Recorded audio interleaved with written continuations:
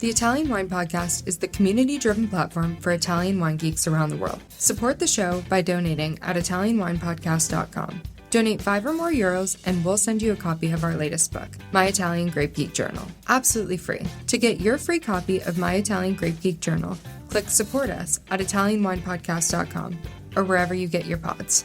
Grazie mille.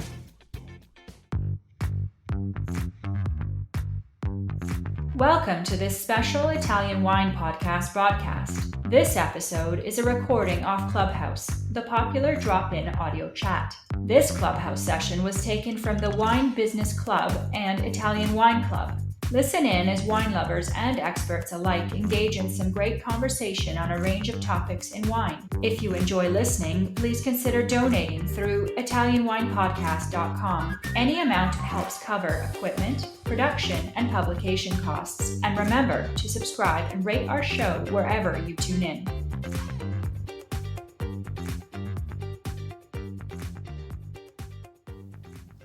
All right, hello everyone. My name is Laika and I am going to be hosting this Clubhouse Ambassadors Corner on behalf of Stevie together with Luis. So I just want to check if you guys can hear me. Hi everyone. Yes, I can hear you. Hi Luis, how are you? Hello. Good morning. Hey, Doing well, thank you. Yeah. Ciao tutti. Ciao tutti. everyone. Ciao. So we don't have a lot of people, but we are very thankful for everybody who's here present during our interview call with Nadia and Luis here on Clubhouse Ambassadors Corner. So welcome everybody. And so for today, I will be introducing to you Luis Reyneri. So he is from Cuba and he's an advanced based in US, right? Correct, South Florida. South Florida. So you're an advanced sommelier. So tell us about your wine journey. How did it start? Well, I've been in the restaurant business for a long time, and then through mutual friends started enjoying food and wine and became more interested. And then I heard about this program, the Court of Master Sommeliers, and being born in Cuba, I had a quest to become the first Cuban-born, American-raised Master Sommelier in the world. I was able to pass the service in the theory, but I didn't pass the tasting, unfortunately. So I also got more involved with Italian wines in particular when we opened our restaurant, the Grove Cucina Wine here in South Florida. And I passed my Italian wine professional certificate last summer, as well as the Italian Trade Association certificate. And I also hold the certified wine educator. So we do a lot of tastings and wine dinners at the restaurant, particularly focusing on Italian wines. I'm just really curious since you have already tried several Italian wines, I suppose, but do you have a particular grape variety that you could say your favorite Italian wine grape? Well, it's like children. I have a lot of favorites, it's Italy.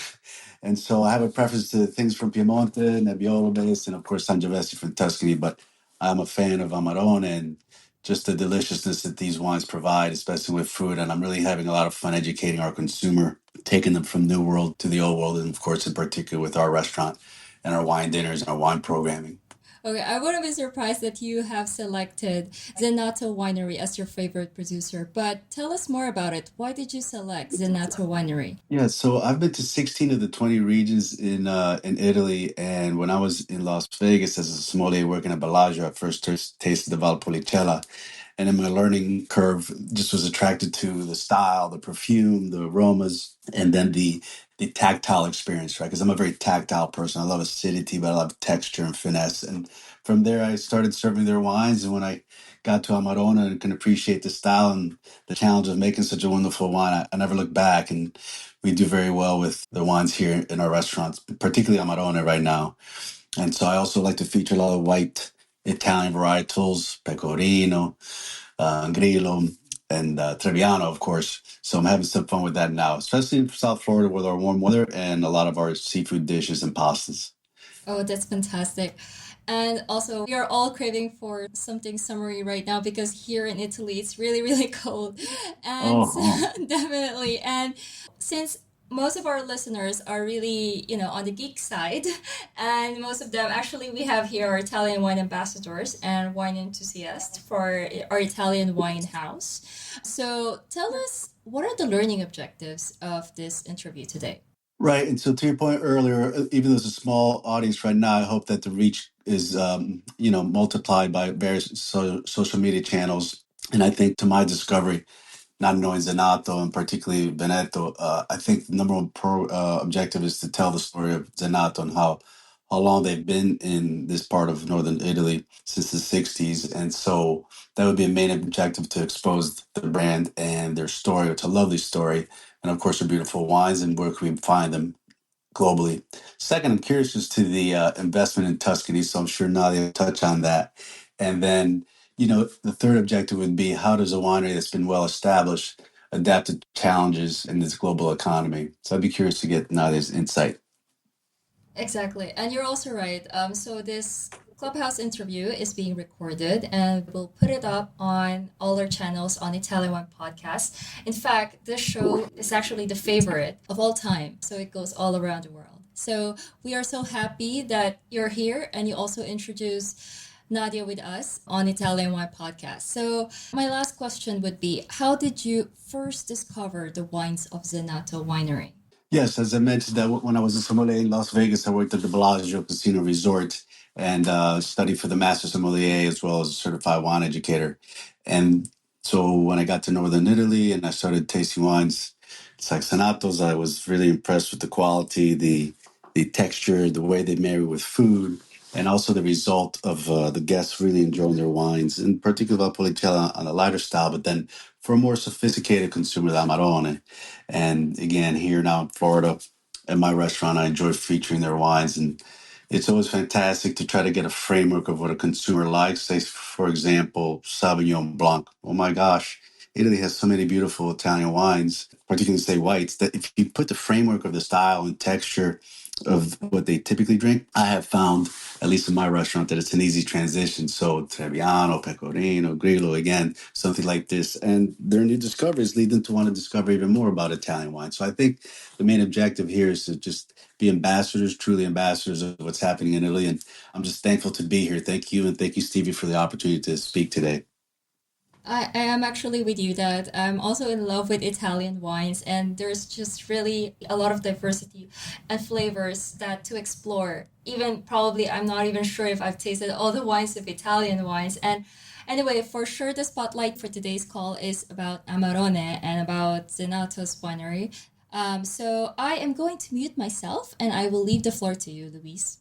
Okay, thank you so much. I want to introduce Nadia Zenato. And more than 60 years ago, Sergio Zenato, her dad, found his passion and purpose in the vineyards of San Benedetto di Lugana in the Veneto region. Together with his wife Carla, Sergio worked the land to create a brand and legacy that continued today with their children Nadia and her brother Alberto. Sergio saw promise in Trebbiano di Lugana and planted roots in San Benedetto di Lugana, where today the family San Cristina estate sits amidst 95 hectares of vineyard land. He later took over the Costalunga estate in the heart of Valpolicella Classica and began crafting wines using the local Corvina, Rondinella, and Oceletta varieties. Over the years, Zenato raised the standard for Valpolicella, and today the family remains committed to crafting the highest quality wines the region has to offer. Zenato has long been considered one of the region's premier producers, with hallmark wines, including, like I mentioned, the Amarone de Valpolicella Classico, as well as the Ripassa, Valpolicella Superiore, and Alanera Rossa Veronese. Nadia is responsible for the company's strategy, the sales network, and marketing of the Zenato winery.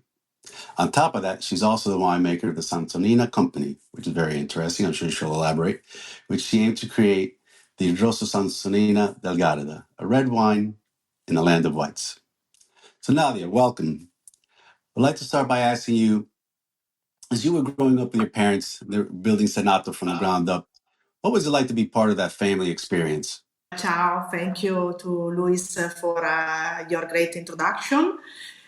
So for me, when I was a child, I could smell the scent of a wine. I played among the vineyards, the love for this land, for this territory, and this work was in my DNA. That was how I immediately felt that my destiny would be linked to our land.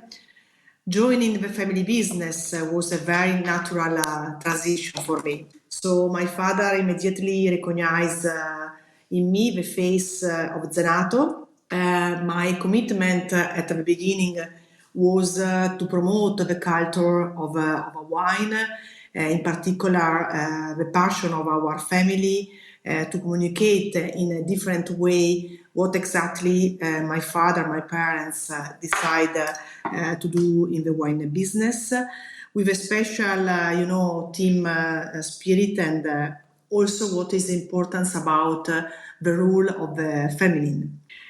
So for me, for a great passion to do this, to do what I do every day. And I try also to transfer to the product what is very important and to communicate to the entire world what is the most important values and, of course, the emotions. For our motto is the soul of Lugana and the art of Valpolicella, because the Lugana is the story when my father Sergio started, and also the art of Valpolicella was the great investment that we did for, in particular, for the classic, for the historical area of Valpolicella, in a very famous village called Sant'Ambrogio della Valpolicella. Today I am very satisfied and proud what we have done, and all this is an inspiration to do better and better and make Zenato more and more a blend of made in Italy excellence. I love the motto, thank you, the soul of Lugana and the heart of Valpolicella. You were born in Lugana, correct? Correct, yes. Guys, I can sense you're smiling. Your pride of Lugana comes out on the phone. Next question I would have is, how do you describe your winemaking philosophy and how has it changed or adapted over time? Yes, so our wines are the expression of our territory, our territory, and efforts we put day after day in advising the specific futures, in a search for balance between tradition and the territoriality of our land, and also innovation on the other. So every day is a new challenge to do better and better. That's always the quest of a vineyard, right? A vineyard management. Yes. Thank you. And it's very important to communicate with our vineyards because it's a little child. And every moment you have to take care about this important territory, this important grapes that we do every day. Absolutely. Can you tell us what you've learned, Nadia, about the changing consumer taste in wine? Are you developing better wines to adapt to this or keeping with tradition? Is that a challenge? Yeah, so our starting point is always the tradition. So my father Sergio transmit the importance of the tradition to maintain the past, but also with very great view about the future with great innovation.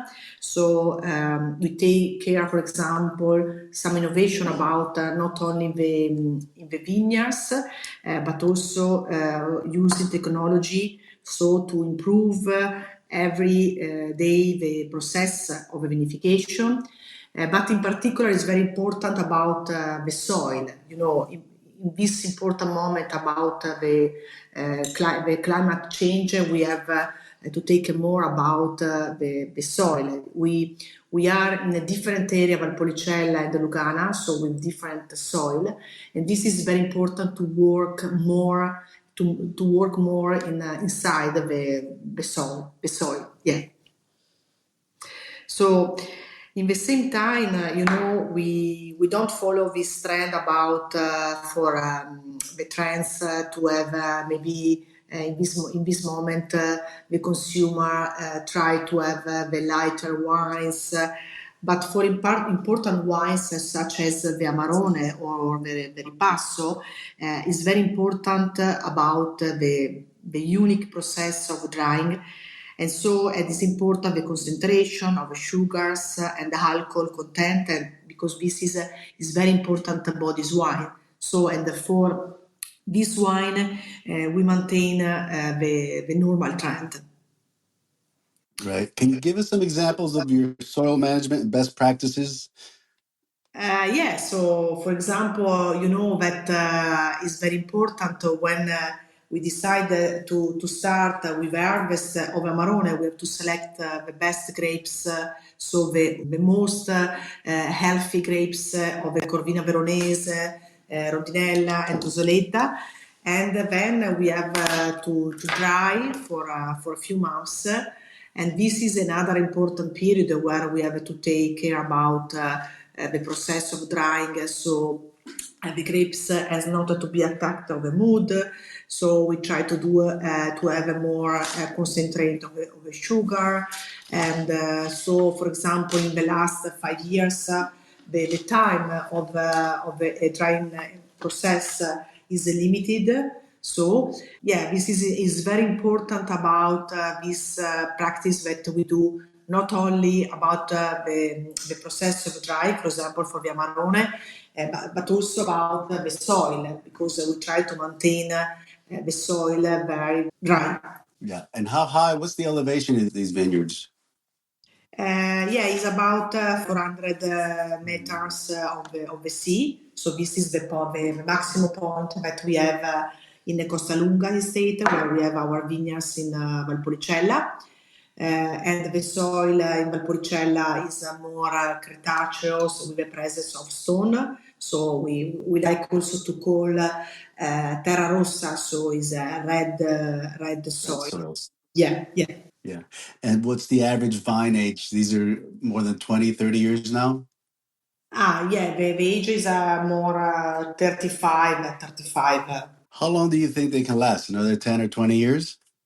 Yes, 20 years. Well, that's Yeah. going to be fantastic. Let me ask you, when you think about where you are today as a leader in the family business, what parts would you share are like your dad and which are more like your mother, Carla and I, Sergio? I like a lot of this question because my parents transmit me a lot of very great values. So, for example, for me, my father was a great teacher of life, and I'm really very proud to have followed his footsteps.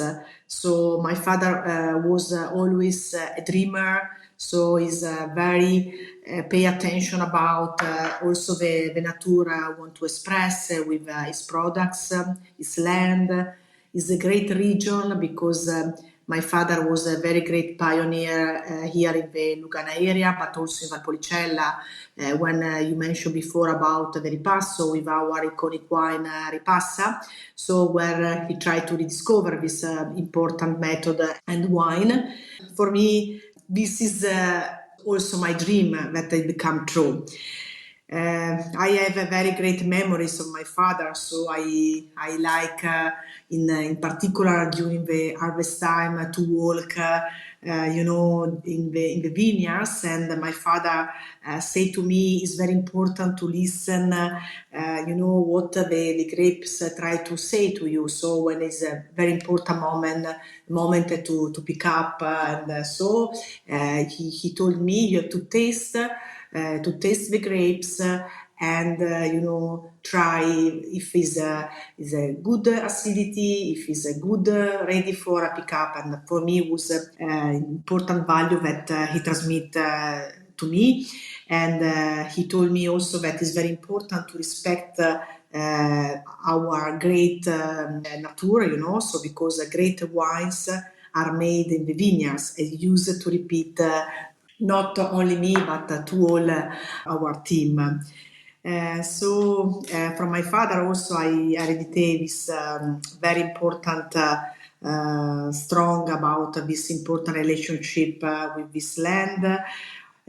Also to ability to always look ahead and try to keep that if I have a dream, you have to follow your dream. My mother Carla she's a really strong woman with very strong character. And so she transmitted me this important spirit of a dedication about the work, the job, about the sacrifice, and of course also the beauty, the taste, the attention for the detail.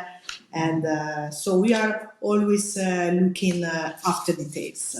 That's an awesome share. Thank you. So I have to ask you, you probably followed your father along the vineyards many times, yes? So I Yes, have two questions.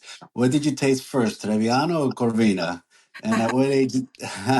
first Trebbiano, because Sì, I sì, opened the door certo. of our house and there was the vineyards Trebbiano.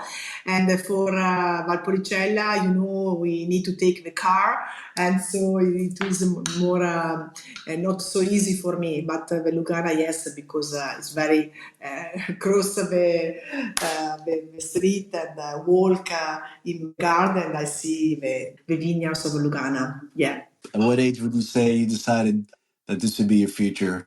About the future. So this is a very important connection, no, between these two important land that I inherited from my parents, and I'm sure that I wanted to be, and I want to be a very important brand for the excellence of quality, but also for the important known that I inherited for to be an important winery from this territory, where we invested in particular for indigenous grapes for the Lugana area with Trebbiano, and in Valpolicella with our Corvina Veronese. So this is, I think, is also our philosophy, where we try to be a very great ambassador around the world. Well, you do that very well. And that leads us to the next question. So you speak a lot about deep connection to the land. What's your connection to Lugana in terms of how is it different from your tie to Valpolicella? So I was born in Lugana, in the land of Lugana. So and also today I live here in the heart of Lugana. So Lugana is close to one of the most important lake, Lago di Garda. So it's very beautiful landscape. And so for me, it was my commitment and passion in make our winery grow, not only in Lugana but also in Valpolicella. But this is very unusual. I'm feel like a woman of reds, so I love red wines. In particular, Valpolicella is the land that makes my heart beat. Amarone is the one of my favorite wine that represent me. So with a very full body wine, with very, very strong wine. Is the wine that also very fine, is with also great drinkability, and speaks of our terroir, son of the earth from which it is born. Yeah, I think there's a lot to play with in terms of flavors from light to full body when you get to Amarone. I'm having a lot of fun with it, as I mentioned, with our audience when they are not familiar with these styles Yeah, of wine or Veneto. yeah, and also That's the Amarone is a wine that is seduce, no? Is a very, I, seductive, yes. yeah. Certo, certo. Yes, exactly, yes. Why is honoring the indigenous viticulture important to you? How many varieties do you grow, and can you name them for us, please, for the audience? Uh-huh. So I love my territory, and it was extraordinary characteristic because we have a very important soil. So in Lugana, we have clay soil. We have a special climate because we have an influence of the Garda Lake. Also the hills and the mountains behind us. So we have Monte Baldo mountains, the indigenous vines that have proven to have a great potential, and also historical winemaking tradition. My father was one of the first in the early 1960 years to believe in the indigenous grapes as the Trebbiano di Lugana grape, and also in Valpolicella, where we have our Tenuta Costalunga. Here we have the most important indigenous varieties is that Corvina Veronese, that we use mostly for produce Amarone, so we use 80% of these important indigenous grapes. Also we have the Oseleta, And another important grapes is Rondinella. But the most important is Corvina Veronese, where also we dedicate a part of our vineyards to create a single cru that is called Cressasso, where is made with 100% Corvina Veronese. This is a wine that we started to produce with a vintage 2004, and next year we celebrate the 20th anniversary of this important cru of Corvina Veronese. And is that a wine that's only available at the winery for special release vintages? Yeah, we have some, we keep some important vintages. And next year, for example, for the Cressasso, probably we can propose a special cases, wood cases with different historical vintages of our Cressasso for celebrate this important event. Okay, let me know the date so I can book my travel now. Yeah, okay. And so the 95 acres, Tenuta Cosalunga has 35 acres. Would you say most of your production comes from this estate? And what is your total production to give the audience an idea?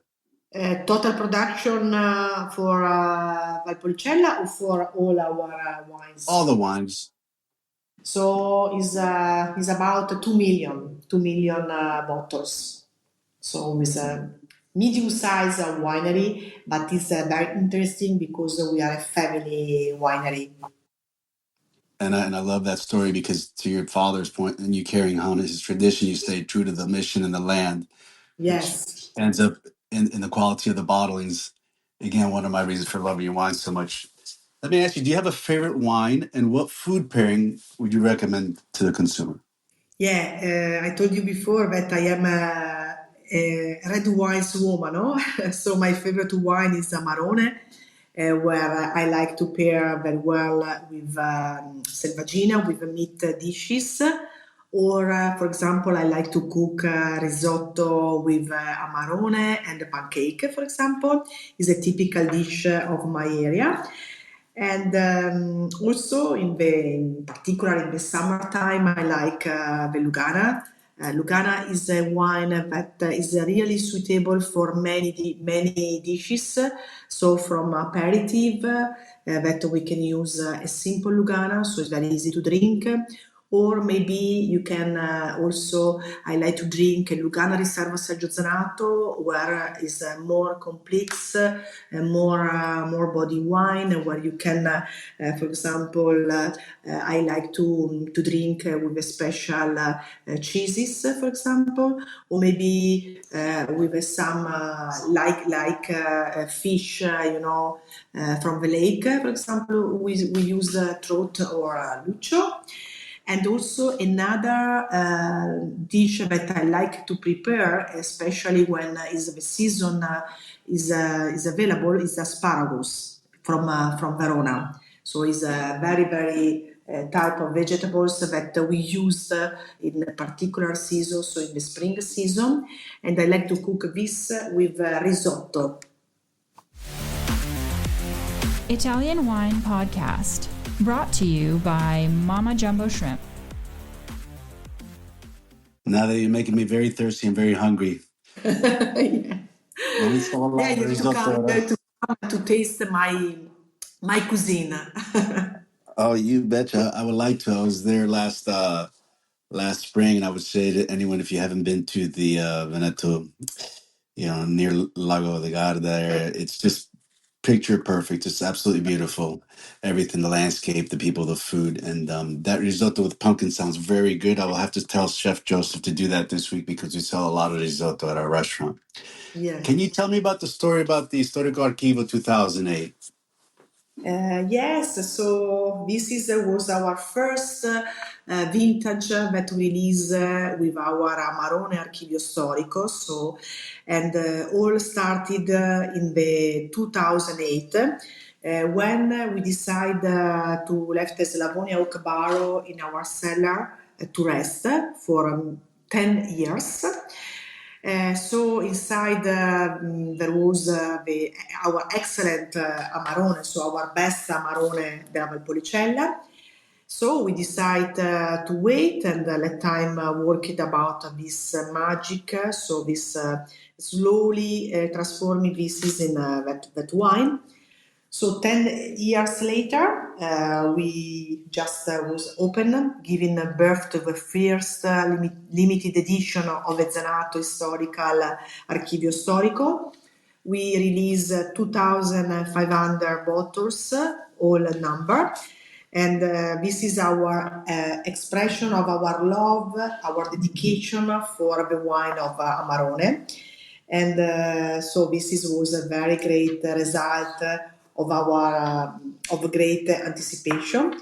And so this is also was an important vintage because it was the latest harvest that we did with my father Sergio. So our Archivio Storico, was the first vintage, and the next vintage of our Archivio Storico will be 2013. And is this wine available internationally? Yes, we can. Yes, we can. We have a limited production, but you can find in a special demand of our importer. Yes, yes. Fantastic, thank you. And I'm gonna have to find some here in Florida for us.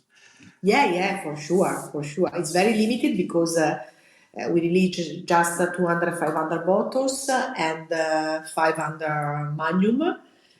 All is in special wood cases where the wine age in Slavonia oak, so it's very unique, it's very particular.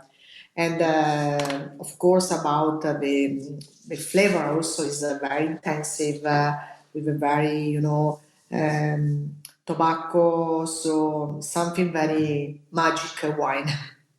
Yeah, and so this is a blend, unlike Cresasso, 100% Corvina. This is a blend, correct? Yeah, yes. The Corvina, the Cresasso is 100%, and this is the Amarone Riserva, Amarone Archivio Storico is a blend. Yeah. Is most important is that we use is a Corvina Veronese. Perfect. What is the story behind Ripassa? Why Ripassa versus Ripasso? A and O. Yeah, Ripassa is our iconic wine. So my father Sergio was a great pioneer, a visionary about this technique of the ripasso because when my father Sergio started to produce the ripassa was 1992, so it was the first vintage. And in that year, in that vintage, there was nobody produce Valpolicella ripasso, so it was just a technique, just a method. And so this is a method that we rediscover, and my father tried to rediscover in a particular moment where the Valpolicella was in a softer moment, so it was quite difficult also to promote our Valpolicella, not only in the USA but around the world. So, and he tried to do something different, more complex, more unique. And he decided to introduction of this method of ripassa, where we take our best Valpolicella and we do a second fermentation into the skins of the Amarone, so in very important wine Amarone. And so he gives to the Valpolicella more structure, more aroma, more color, more complex wine. And so for us, this ancient method then in the future, so it become not only a method, but now is a DOC, is a DOC. So, and we call our Ripassa Zenato Valpolicella Ripasso. And today on the market we offer the vintage 2019. So, and there is 27 years of Ripassa Zenato. Bravo. So I'm very, very proud about this, what my father, Sergio, tried to really rediscover. And also other producer of a Valpolicella recognized that my father was a really great pioneer about this important wine as a very passa. Well, it's obviously, again, thank you for making such beautiful wines. I'm curious as to your investment in Bulgari. Can you share with the audience how that came about and the story there, please? Yeah, so Bulgari, was a love at the first sight. It was an area that gives not only my parents but also me and my brother Alberto great emotion and inspiration. Was a place that brings you back to life because in my parents, my family, we like to go for the sea in area called Puntala. So is after Bulgari, so is in between Bulgari and the Maremma size. So very beautiful seaside. And so every summer we like to go in this area through Bulgari. And so in the early 2000 years, my mother Carla traveling with my father to Puntala, and she was fascinated by this place. So decide to find if there is a possibility to do an investment, to do something, because was emotion to every summer, every year to go through this important land. And in 2003, she bought a small area, so small free 80-hectare estate in Bulgaria. So we cultivate also olive tree, Cabernet and Merlot vines. Located along the Via Bulgarese, so one of the main important street in the heart of appellation. So we decide first to sell the grapes, and with the vintage 2013 we started to produce our first of Bulgari DOC with the name of my mom Carla, so with the surname, and we called Po de Prospero. This wine is very elegant, it's very pleasant, balanced, extremely drinkable wine. So I'm very, very proud about this important investment that we decide to do in Bulgaria, because now it's very famous, it's very known, but when we decided to invest, it's not such famous as now. And imagine production here is pretty small, given 3.8 hectares. Yeah, so we produce in this moment 60,000 bottles, and we hope in the future maximum to produce 15,000 bottles. Yeah, because we planted a few years ago, so in 5 years ago, we planted new vines of Merlot, of Cabernet, and also Petit Verdot. And so in the future, we would like to produce 15,000. Are you finding these can be classified then as Super Tuscans? Yes, I am a very fan of a Super Tuscan, yes. Yeah. And so would it be fair to say that you're exploring more of some of these Bordeaux varietals, whether it's Veneto or Tuscany, with particularly Cabernet Sauvignon and Merlot? Is that an area of exploration for you from the traditional Veneto varietals? Yeah, because I am also very fans of this particular grapes as Merlot and Cabernet. You know that I have also a single and unique project with my mom that is called the Sansonina here in Garda Lake. And so was a great challenge that I decided to collaborate with my mom. I take care this project in the year 2012. But my mom, Carla, invested here in the Garda Lake in the 1997, where he decided to buy 30 hectares here on the Garda, in particular close to Sirmione, where he invested in the international varieties, because there was old vines of Merlot, so we decided to plant new vines of Merlot and also Cabernet. with a great challenge to produce a great Merlot and a great Cabernet to compare with the great wines of Bordeaux. So, and this is also today is a great challenge where we would like to become very famous about these varietals, in particular to maintain the name of the denomination Garda, because we believe also in the potential of this denomination of Garda, you see.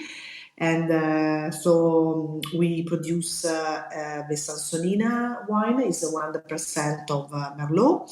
We produce the second wine is Evaluna, where is a blend of Cabernet, and the Lugana, the Sansonina Vigna del Moraro Verde, where we use our own yeast because this winery is a completely biologic winery. So we used only own yeast. So we do only spontaneous fermentation, and is something very very particular where also we inaugurate the cellar, the new wine cellar this year during the Vinitaly, and this very extraordinary architectural work released in collaboration with a very famous architect is called Giovanni Bo. Right. And so the spontaneous fermentation this is going to be a lighter, fruitier style wine, perhaps? Yeah, yes. Very also wine where we try to be very wine with a very great drinkability, but also with a very elegant wine, so similar to the style of Bordeaux. I had an opportunity to work the harvest in Burgundy in 2004, and it was very interesting watching the capot and the mix. So here, are you doing daily punch downs, or are you just letting the weight of the grapes, if you will, create the spontaneous fermentation? I'm just curious. Yeah, also this is for me was a great experience.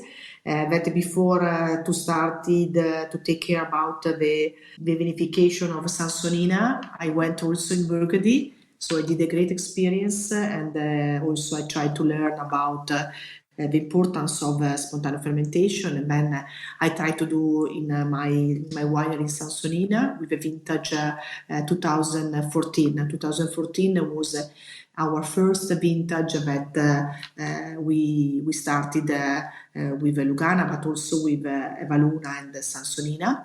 And from the 2018, also I decided to have a great enologist from the school of Bordeaux.